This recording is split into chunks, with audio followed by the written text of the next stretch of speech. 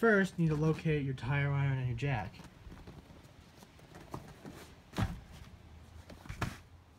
Alright, so when you go to change your tire, you're going to need the tire iron to get the lug nuts off. You're going to need your jack to jack up the car. And you're going to need your tools here. And these two hook together and they go into the jack. But if you have an SUV like this, you'll take the big pole here and you put it into the back like this. And then you crank this down, push it all the way in, and you crank it down like that. And then your spare tire that's down here will start to come down.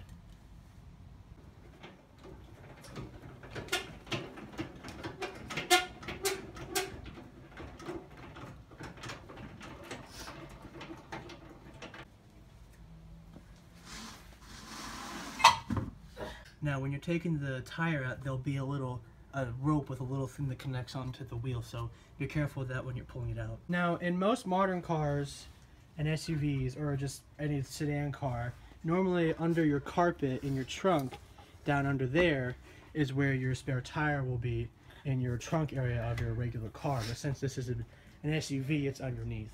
Now before you take the wheel off, or before you jack the car up, you have to loosen the lug nuts first, and then it'll be easier to take them off once you get the car off the ground. Alright, so what we've done here is we have a cheater bar. And so if you make the pole longer and you grab the end of it, then it makes it easier to go down because you have more leverage. Quick tip here, I recommend checking your tire pressure every 4 months, because about 2 months ago I got this tire out and I cleaned it, and you can see it's already really dusty and dirty, but I cleaned it and everything and it was at like 2 psi. It was really empty on air, so you want to check your air pressure in your spare tire because you don't want to need it someday and it won't help you.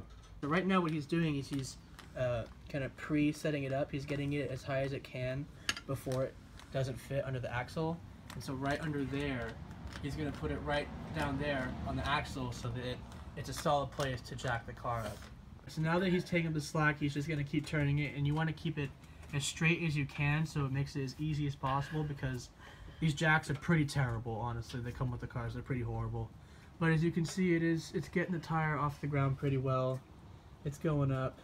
It did look a lot flatter before. You can see he's gotten the wheel completely off the ground.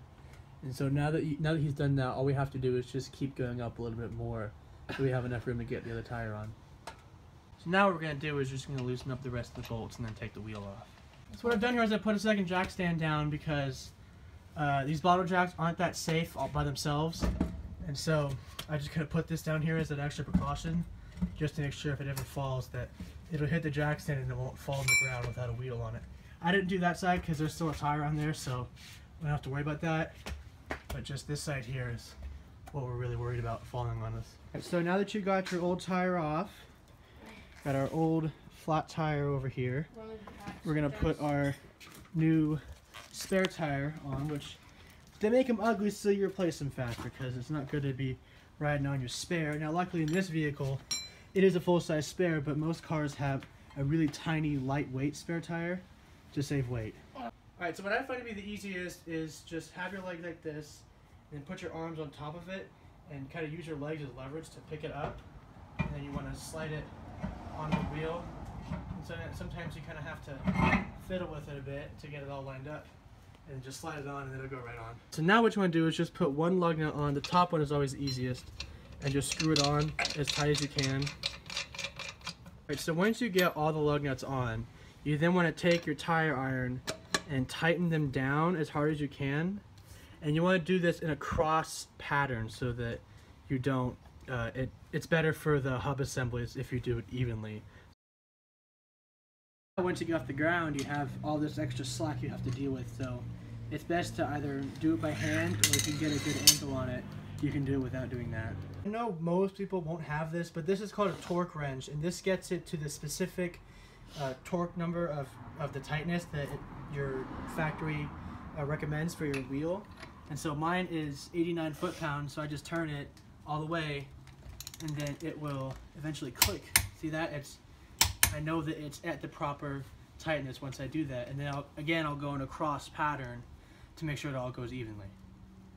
So now what you're going to want to do is you're going to want to go, I already tightened that one, So you want to go to the next one over it. No, one up next to it right there. Up there. There you go. Yeah, there you go. There you go. You did it. All right. So now once you get everything tightened down and it's all secure on the ground, everything has been torqued down. You want to make sure you put all your tools away, and it's the same process to get the old tire back up underneath the car. But since you're probably doing this anyways, you don't want to put your good tire back underneath. So you'll just most likely just want to put it back in your trunk so you can bring it to a tire shop and have them fix it.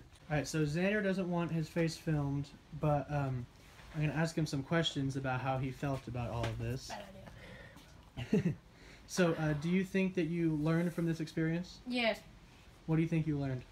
Well, I learned how to change a light bulb. Like if I'm ever stuck like in a certain place, I can just have a spare and I can easily just change it. And now I know to change the tire if I get a flat somewhere in the middle of nowhere.